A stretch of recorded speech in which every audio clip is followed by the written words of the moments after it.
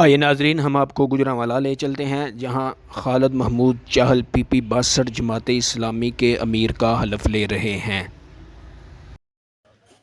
تو میرے محترم نے رپورٹیں دیکھ کے پریشان بھی ہوئے اور مجھے کہا کہ آپ کی ذمہ داری بنتی تو نہیں ہے، جو میں سمجھ رہا ہوں ظاہر ہے اس میں جو بلڈ کے ٹیسٹ وغیرہ باقی ظاہر ہے وہ کڈنی کے مسائل کے والے سے، لیکن پھر بھی ان سے وقت بھی مانگا۔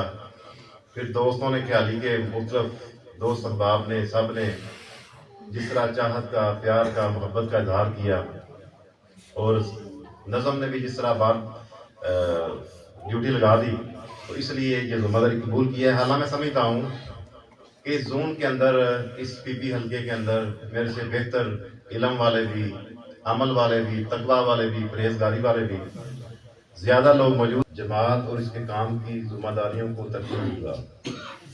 ارکان جماعت کے درمیان ہمیشہ عدل اور دیانت سے فیصلہ کروں گا۔